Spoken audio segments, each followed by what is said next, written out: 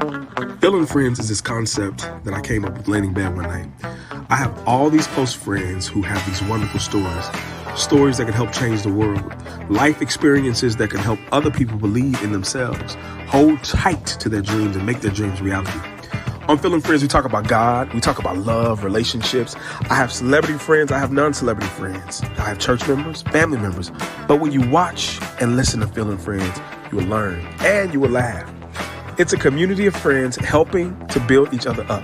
So tune in to Feeling Friends every Sunday on WHCR 90.3 FM, or you can catch me on YouTube at Feeling Friends Radio. All right, I'll see you there.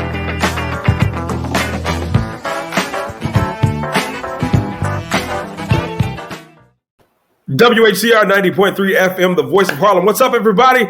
It's me, Phil, and I'm back with another great episode with you, my friends. Listen, it is Mental Health Awareness Month, and I've got a great person who I've known for a couple of years who wrote a great book, and she's going to come on today and talk about it. And so we're going to bring her right into the studio. Adana Wellington is here. MSW, Adana. Hey, Adana, thank you so much for coming in. How are you today? I am doing amazing. Thank you so much, Phil, for having me. I appreciate this. Thank you so much. Listen, I was reading your book today. Go ahead and tell us what your book is. And you got two behind you. Two behind you. Go ahead and introduce that book to our audience before we get into it. Absolutely. So my book is called Melanin Adultin, Breaking Childhood Habits. And it's really a manual that speaks about different habits that we create for ourselves as children that we carry into our adulthood, which then in turn affects our relationships, platonic, romantic, familial relationships, and most importantly, the relationship with ourselves. Absolutely. And so each chapter is filled with affirmations. It's filled with different habits, breaking down the name of the habits, the signs, the origin, and also how to break those habits. Melanin Adultin. Listen, I was reading it and I'm like, this is really good. And it's not a hard read. It's very easy. There are things in there where you can write down different notes. It is a very interactive book. So if you want healing, I suggest you get this book, Melanin Adultin. It is on all the platforms. You can buy them on Amazon, right? Amazon, yes. And it's available in paperback and ebook. I put it on my Kindle, so I was reading it on my Kindle, so it's very good to read. Let's go ahead and jump right into why did you decide to write Melanin Adulting? So it really was because of my own journey, my own self-love journey, and really discovering what was plaguing me and affecting me in terms of my relationships. And then as being a mental health professional, being a therapist and my clients and noticing some of the issues that they were having in terms of relationships, I decided just out of curiosity, like what is really going on here? Just in terms of why are our relationships being affected poorly? Why are people having unhealthy relationships? What is the origin? And so doing my own research as well as using my professional experience and my own experience, I realized that many of us created a lot of different negative habits in our childhood due to some of the trauma and experiences that we've had. And so in order to protect ourselves, we created this armor around us, but we didn't have any manual to tell us when it's okay to let that go. You're okay now. Right. But so we carry that armor with us in relationships, being aggressive, combative, just different things different characteristics that we develop and keep with us. And it's affecting how we relate to our community. And it's affecting how we feel about ourselves. So if you have a poor relationship with yourself, you're going to have a poor relationship with others. With everybody else. And Whitney said it, and I don't know if she had the best relationship with herself, but the greatest love of all is learning to love yourself. Absolutely. And it starts with fixing those issues. Why is it so important for us to fix those childhood trauma issues before, even now, before we get to adulthood or while in adulthood? Why is that important? It's definitely important because your whole life is about relationships. Every part of your life, whether it's with colleagues, it's with family, romantic, friends, even your community. It's about relationships. And if you can't have positive relationships with yourself or with people, how are you going to be conducive in society? How are you going to be conducive with building your community up and doing good if you're just combative and having these poor relationships with everyone around you? And so it's really important for us to recognize what's going on within us so that we can make the changes to move forward.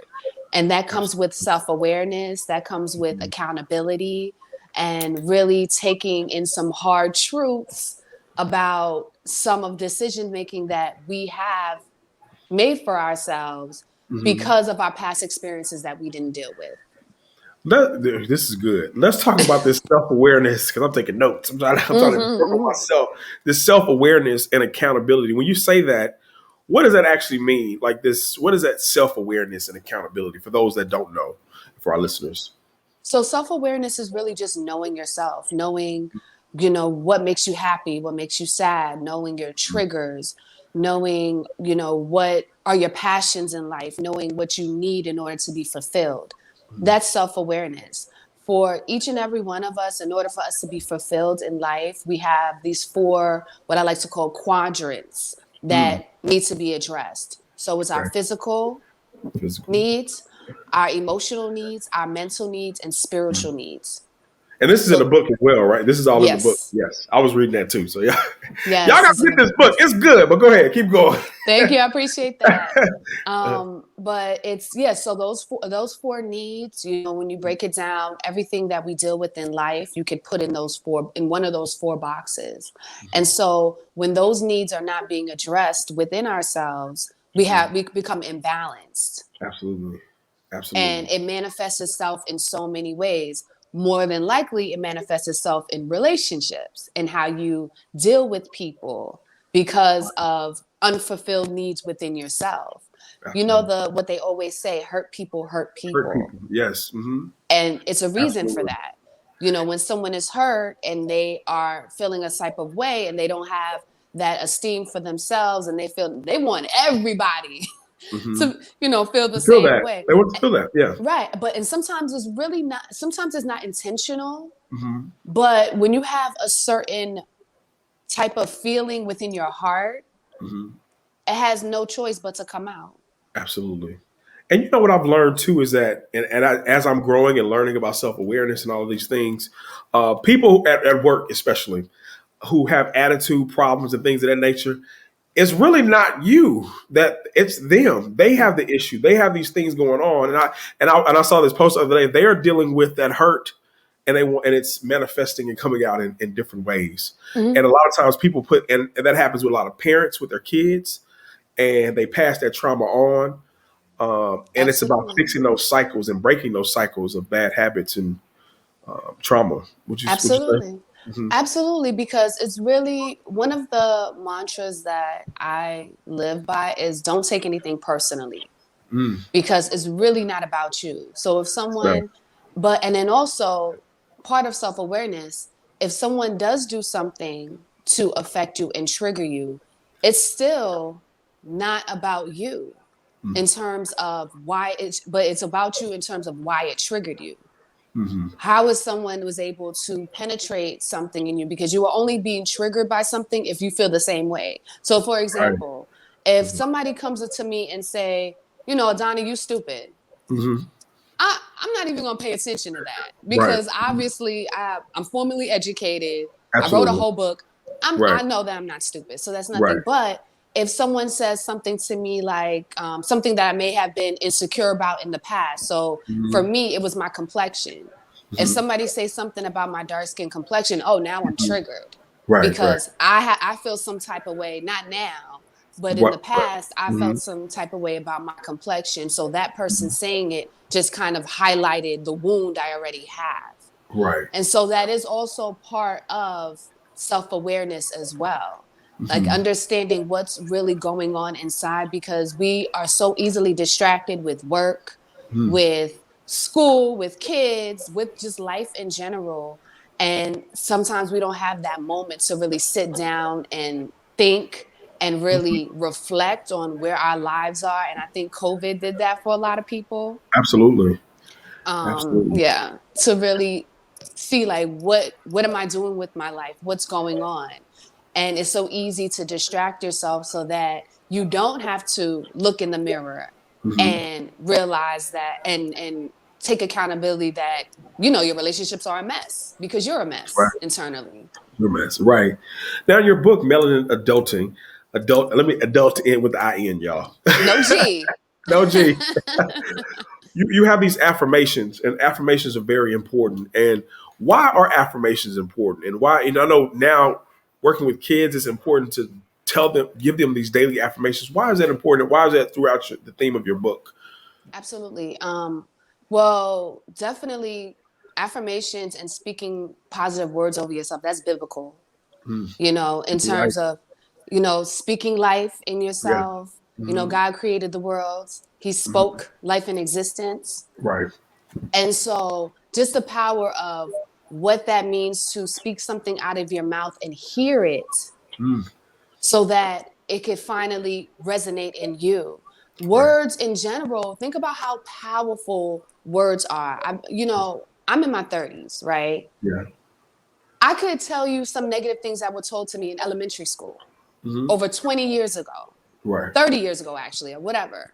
Because words are so important. They is things that you can remember. Everyone could think of something in their childhood that somebody has Absolutely. said to them that they held on to up until now, me included.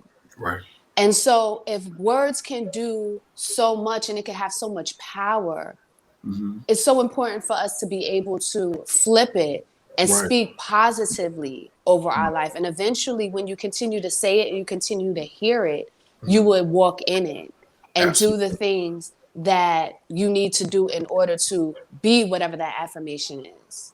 Absolutely. And that's very, very key is speaking life over yourself. That's why I like this book, because we're at the point now where, if God spoke something, he made it happen. Just with this idea of a radio show that I have, I wanted to do it. I was like, okay, I need to figure out a radio station in New York. I need to figure out YouTube.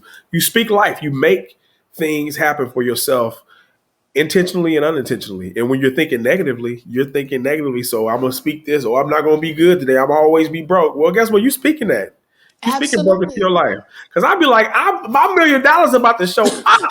You know, I mean, you might think it's crazy, but guess what? And people be like, that he really got $1 million. I spoke it And because it's my going to mouth has happen. power, and it's gonna happen. And it's not like this magical thing. That's not what it's Right? about. But Absolutely. when you speak something and you start to believe it, you're going to take the actions that it takes to get there. And even when and the opposite, if you speak negatively on yourself, oh, nobody likes me, you're gonna go and you're gonna find evidence Right. always and look for evidence of people doing something to show that they don't like you. Meanwhile, nobody even thinking about you. Ain't nobody thinking about you. That always happens. Ain't nobody thinking about you.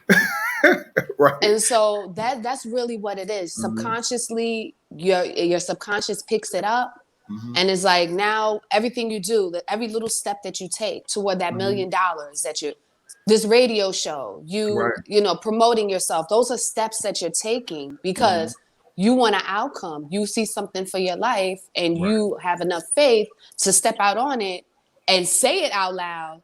So now you're taking the steps every single day, and that's really what Absolutely. it's about. That's what it's about. Let's talk about mental health in the Black community and why it's so Absolutely. important. And I know you've been mental health, you pro for a minute. Why is that so important? And why are Black people finally get to, because you brought up church. So I'm gonna bring up church too. It's so taboo. It used to be in the church. You don't need a therapist. You need Jesus. You need to start praying a little harder. Why is it so important for our community to realize we do need therapy and we can have Jesus too? Absolutely. Our community has been the most traumatized in this country. We deal with the most historical trauma, chronic trauma, Robert, but yet yeah. we have the least mental health resources. And so that's a problem. There's a lot of our communities that a lot of people in our communities and impoverished communities, disadvantaged, whatever political correct term they want to use these days, are suffering with undiagnosed mental health illnesses just because of the area that they live in. The having to deal with food insecurities, having to deal with housing insecurities, police brutality, or financial restraints in terms of employment, lack of employment. You're dealing with all of these basic needs, right? Because food, shelter, and all that, those are supposed to be basic needs just as a human. Right. You're having to worry about that and try to just survive. You don't have time to think about your mental health. You're just trying to go day by day. But in doing that, it's continuing to damage us emotionally, which is affecting our households. Black men and women, is this big disconnect. Yeah. You know, a lot of our kids are, you know, growing up in single parent households. That's a huge problem in our community. 80%, the last numbers that I read in 2019, 80% of our Black women are head of household. Wow. 80%. Wow. That's crazy. That's crazy. That's ridiculous. And so when you break down the house, when you don't have a household structure of a mother, father, you know, kids and that type of support, how are you going to build your community? Right. Well, we can't even get the household together. And then better yet, how can we can't even deal with ourselves. So if we're not dealing with ourselves, we can't deal with our household. We can't deal with the community. So it's all a ripple effect. Absolutely. And so mental health is so important because of all of that I just mentioned and so much more. You know, we could have a whole show based on that, the different ailments. It's just the different ailments that are just affecting our Black and brown communities. That's a whole segment all in itself, right? Absolutely. But we'll bring you back for that. So, but this is I good would love right to, here. Yeah, this is good right here. Right, okay. it is. Get me going on that. Right. But in order for us to deal with everything that our day-to-day life, our emotional and our mental health has to be intact. Right. The definition of mental health is the functioning of day-to-day when a crisis arrives. That's just the definition. They're living a lot of our disadvantage. They're living in consistent crisis. And that's crazy. And I never thought about it like that. It is a consistent crisis. It's an everyday crisis. And how do we help these people? You know, it's like and that's probably one of the reasons why you got into social work, right? And why did you get into help? Why did you get into social work? Let me ask you that. To help people. Go ahead. Well, I just wanted to help people. I didn't know what avenue I was going to go because social work is a huge field. You know, I think most of the time when people hear that word social work, they automatically think of ACS. Well, out here in New York. Right. Oh, they do everywhere. Yeah. Child Protective Services, things in that. Right. And so even though I did work for ACS at one point, that really wasn't what I decided to stay with in terms of child welfare, because when I did my master's program and I was able to understand what structural racism was and how it affected our communities and how oppressed our communities still are and have been throughout the life of this country, and was able to so this is why there's so many single parent homes. This is why there's mass incarceration. And being able to put all these different components, because there's so many different components of why our community is in the state that it's in right now. Absolutely. And that really, it took me by surprise. And for that being because just backing up, my parents are from Jamaica. And so in Jamaica, it's a little different in terms of classism. So it's either you got money or you don't. You know, they don't care. Oh, it's no in between. It's like you got it or you don't. You got it or you don't. And that's really that's based on how you treat it. It's financial. So it doesn't have anything to do with, because there's so many different ethnicities in Jamaica: Chinese, Indian, Black. It doesn't matter. That doesn't matter. It really is just about whether you got money or not. Right? Not in America. America is about race. It's in our Constitution. It's in our laws. Oh yeah, that's what it was founded on. Right. Absolutely. Right. And so coming to this country, they really didn't understand that concept of, why am I able to come to this country and build a life and get a home and do certain things, and you're born here and you can't? That was the thinking of my parents until they was able to understand that how the discrimination in the laws and in policies, redlining, That you not to cut you off, you just brought up a whole nother show that I need to bring up and talk about, because that's the idea of so many people who come here. It's like, why aren't y'all getting it? What are y'all doing? Well, we've been here for 400 years. It's so many things that block us. Yeah. And you get caught, like you said, you get caught in this chronic crisis, and it's like, how do you get out of it? When you're in it. Because New York I'm not from New York. I'm from Texas, like everybody knows. And Texas is not like New York. It's funny, you went to Big T Bazaar. We're going to talk about that later in Dallas. Yes, I did visit Big T. But it was it's a different place here in New York. And so people get caught in the mindset of it. But it's not. It's so many things that even block us. You can have this and that, and then you still get racially profiled and redlined and everything like that. So it's a constant cycle, and it's a battle that we're dealing with. And I always talk about the battle of principalities and people in high places being wicked. That's what we're really dealing with. It's not anything that we're doing. Absolutely. Yeah. And so because they weren't aware of that coming here, they had their own preconceived notions. Like you just mentioned, that a lot of immigrants that come to this country have about African Americans. Right, absolutely. And so I didn't grow up knowing. Let me tell you, I just found out what Juneteenth was a few years ago. Okay. You know what I mean? Because that's not something that you absolutely. That's not something and you lived in New York too, so that's something that they right. Absolutely. So funny. An older person asked me about Juneteenth yesterday, who lived in New York. They had no idea what it was. So it's just that's just things like that. Right. It's okay. No, it's okay. We're having a conversation. I love it. Yeah. And so, but I knew about African culture, and which is highly influential in Jamaican culture and things like that. Yeah. So that I knew. I just didn't really know the African American experience, even though I'm an African American first generation from my parents, first generation American. But I just didn't know. And so I didn't really understand it until I did my master's program. And once I did it, I was just so affected by it emotionally, spiritually, mentally, just thinking about what we have been through in this country as a people, right. Our day-to-day life, every time, we managed to scrape ourselves up, there was some force knocking us back down. Right. I think of Tulsa in Oklahoma. Tulsa, I was about to say that. Absolutely. Tulsa. Yep.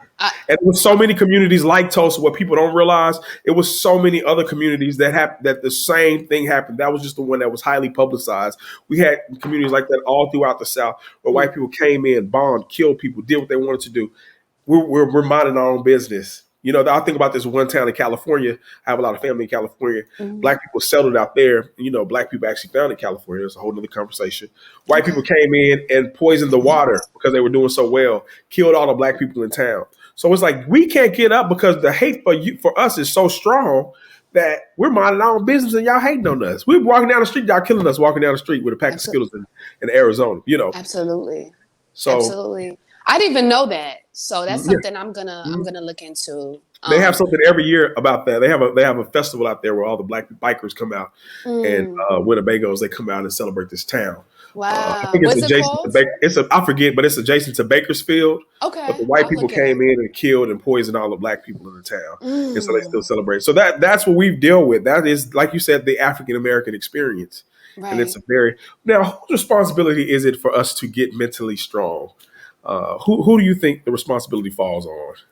It's our responsibility. Absolutely. Yeah. We don't, I think what it's sometimes people don't realize, and I understand because, we living in a different time than, say, the 1960s. There's no Jim Crow.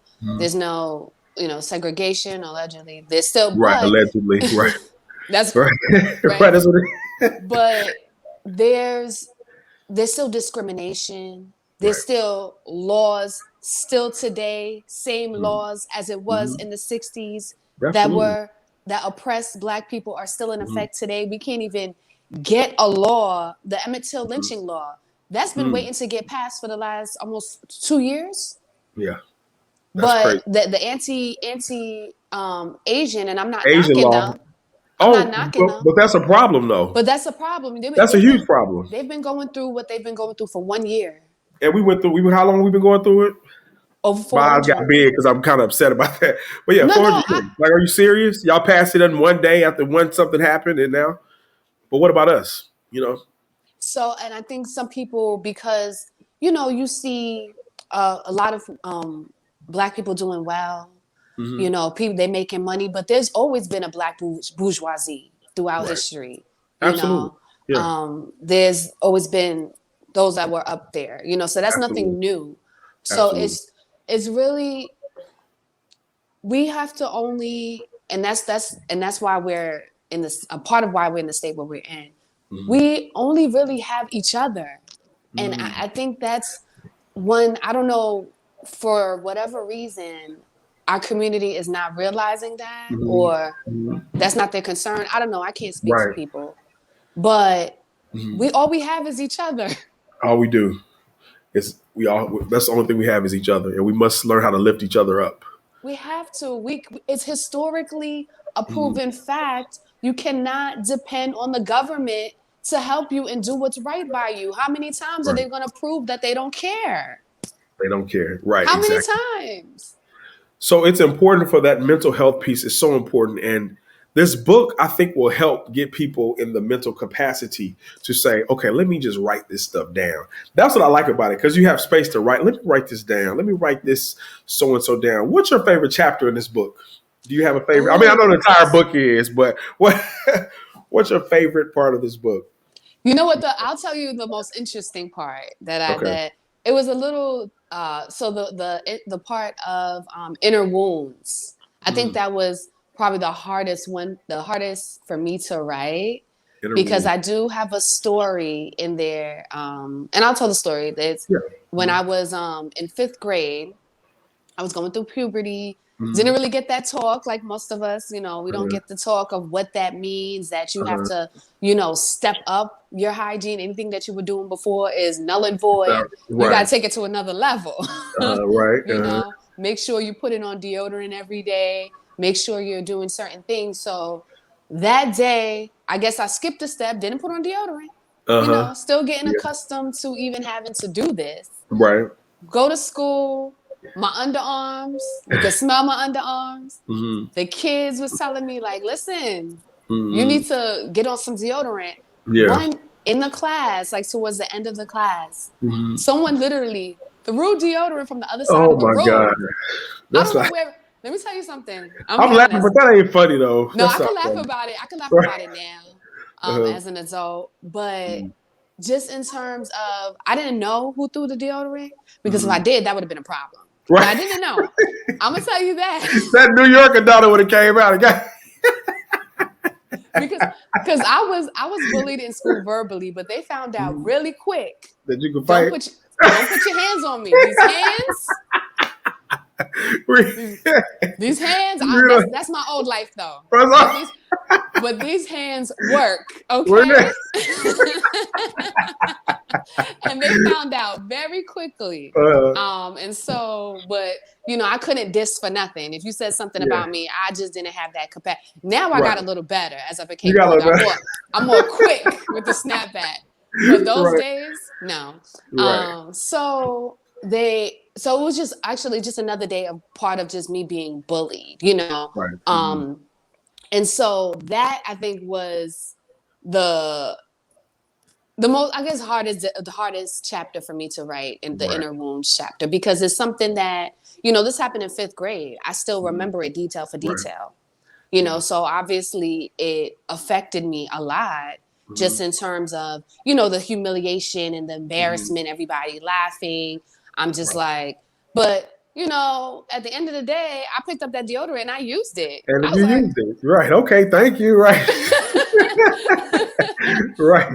But just the whole, behind it, and just really that traumatizing experience of just, being ridiculed and made fun of and things like that. So I would say was the most difficult chapter. And I think I'm learning too, like growing up, is that, because I always had these memories. My mom always tells me, you still remember that? So and so and so. I still remember all the whoopings I got. Right.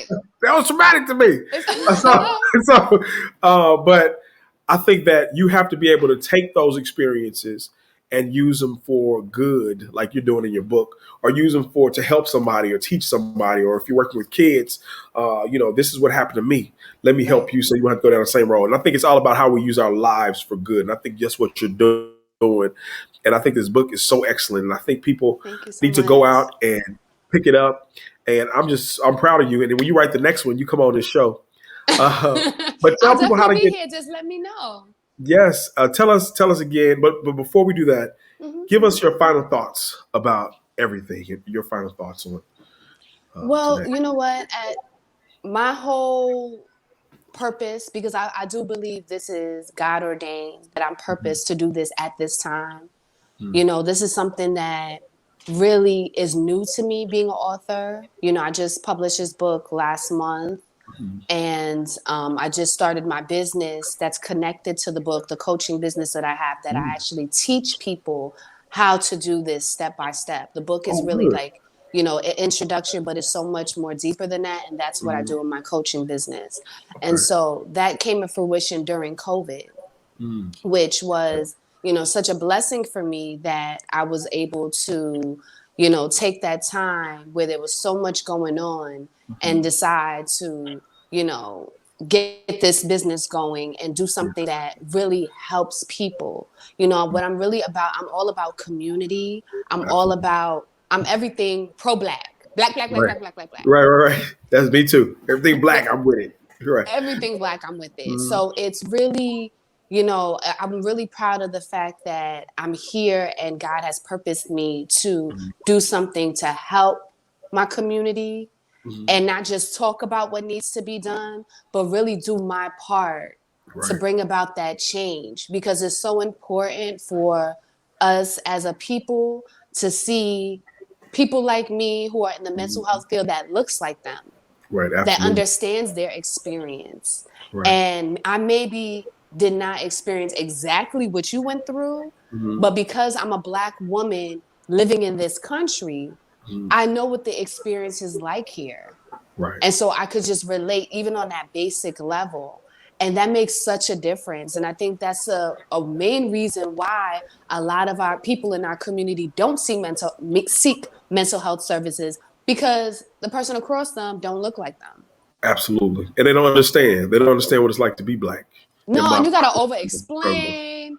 I ain't got time for that. I ain't got time to be explaining to you my issues. I'm telling you what's going on. I need help, Right. And then a lot of times, because they don't have that similar experience, so they're looking at you like, oh, is this just a cop-out, or is this just an excuse? Because a lot of what we go through, the microaggressions and all these are things that you can't physically see, but I know. And the person who's giving it knows too. It's just something, so certain things like that, you have to over-explain to them. And no one wants to go through all of that, especially in therapy, when you're already, spilling out your guts, telling stuff that you never told anybody. That's an intimate relationship. And then you got to go over the hurdle of over-explaining yourself. No one's trying to do that. And I get that. No. And so everything that I do because of that, everything that I do is really to empower, educate, and inspire my community. Everything from the job that we work at, to this book, to my coaching service, all the volunteering that I do, these shows to highlight Black issues. That's all I want. That's everything. Everything has to be in those buckets, or else I don't want anything to do with it. Absolutely. And that's just how I live my life. And so it's just me doing my part. God has given me certain gifts that, able to talk to people, to connect with people. And this is someone who was very quiet, I didn't know you were quiet. You were quiet. I didn't know you back in the day you were quiet, but yeah. Listen. Because we talk all the time. We have conversations. Me and you gonna talk. Me and you gonna and we talk, right? Right, we talk, right, exactly. But I was because I was bullied, I had low self-esteem. And so I really shrunk myself in, and I didn't open up to people. So I was very quiet, very, to the corner, didn't, want any attention or didn't want anyone to, view me, period, because I had a low esteem for myself. And when I got older, I had to get rid of that, Right. You're like, let that But go. That's I got had to to go. let that go. Right. And But I'm that's good. still an introvert at heart, though, But Well, it's important and it's good that you are doing what you are called to do. And I think all of us we need to start using our lives and our gifts for the greater good and helping our people and doing it for God, because everything that we do for Christ is going to last. And it's important for us to use these talents and these gifts to make a difference. I thank you for coming on air. This is a good conversation. I got to bring you back. You got to come back. Please. You're a new guest and friend of the show. We're going to have you back on. We'll talk about some other topics because I know we can talk.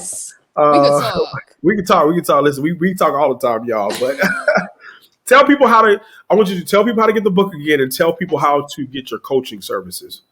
Absolutely. So my book, Melanin Adultin, Breaking Childhood Habits, is available on Amazon. You can get the Kindle version or you can get the paperback version. If you are interested in a signed copy from me, I do signed copies and I send them out. Please DM me first at adanathatruth. So that's ADANATHA, truth, all one word.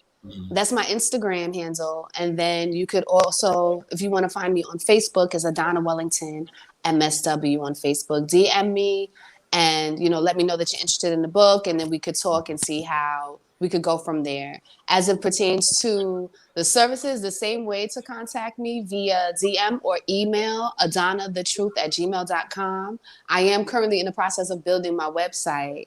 Good. So, definitely look out for that soon. I'm trying to have that by the end of this month so that people can see that visual of my services and be able to book consultations and so forth, and purchase the book as well through my website.